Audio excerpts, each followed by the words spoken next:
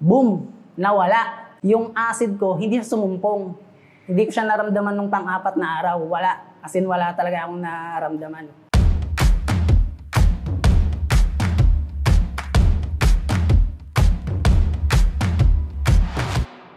Hi, ako si Vlad, tiga Daong, Pampanga.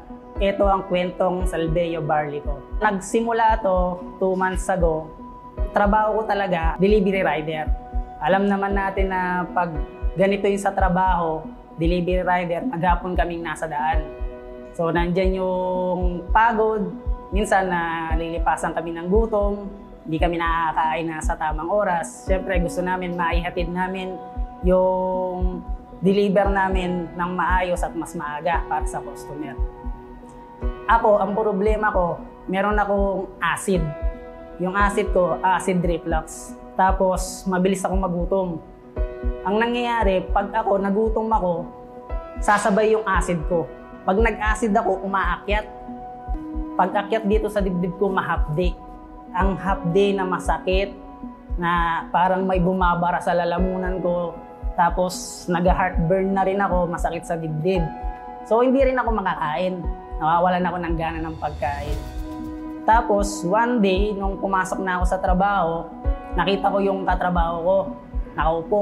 Lumapit ako sa kanya. May nakita akong isang jar. Yung jar na yon, Salveyo Barley Grass. Inalog ko siya. Sabi ko, ano to? Sabi kong ganon. Sabi niya sa akin, yung Salveyo Barley Grass. Para saan? Sabi kong ganon. Iniinom ko to, sabi niya.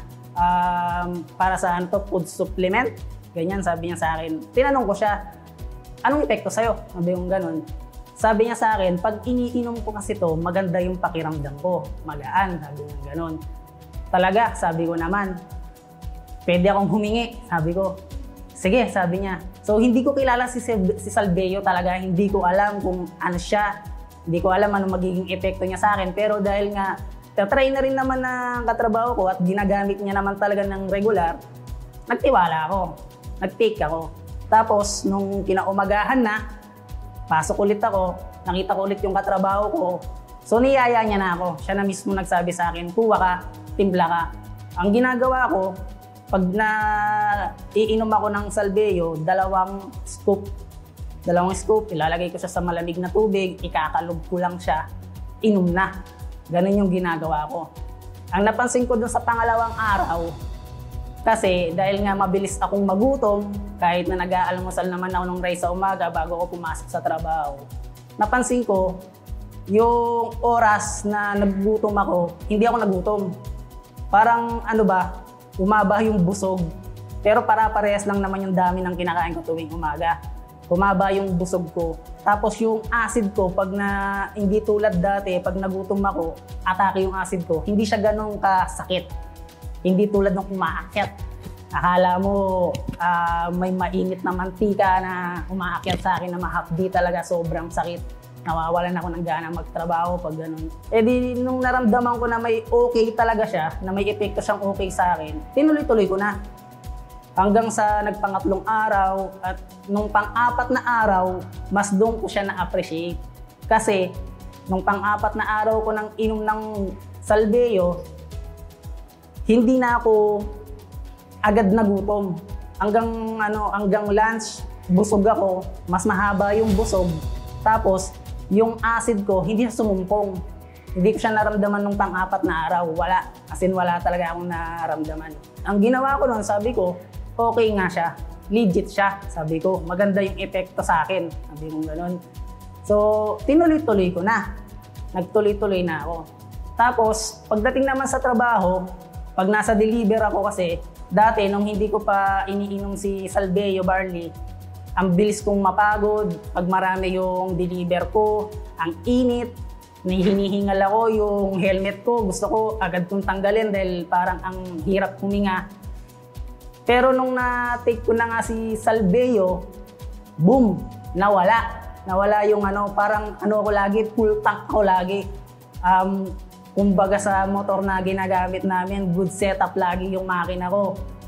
Hindi ako agad napapagod, wala yung hingal, wala yung panghihina. Talagang tuloy-tuloy hanggang gabi. At isa pa doon, Dahil din sa acid ko noon, nahihirapan akong matulog paggabi. Pero nang ininom ko na si Salbeo, okay na. Yun yung epekto sa akin ni Salbeo. Talagang legit, okay na okay. Wala akong masabi sa ano na to. Hindi na ako nagtitake ng anumang gamot, hindi na ako bumibili sa butika. At si acid ko, nag-goodbye na rin. Kaya ang masasabi ko, sobrang maraming salamat kay Salbeo Barley Grass. Highly recommended ko to. Kaya sa mga katulad ko dyan na delivery rider din, mga paps, alam nyo naman sa trabaho natin, nasa daan tayo. Nandyan lahat, kasama na lahat ng pwede nating makuwang sakit. Lalo na ngayon may pandemya, wala na yung mga nararamdaman ko talaga. Wala na yung mabilis kong gutom, wala na yung acid, wala na yung pagod, wala na yung panghihina. Talagang yung mga negative na nararamdaman ko sa katawan ko noon, inalis ni Salbeo. Kaya maraming salamat kay Salbeo Barley Grass sa ginawa niya para sa akin. Wala akong masabi, sobrang salamat talaga.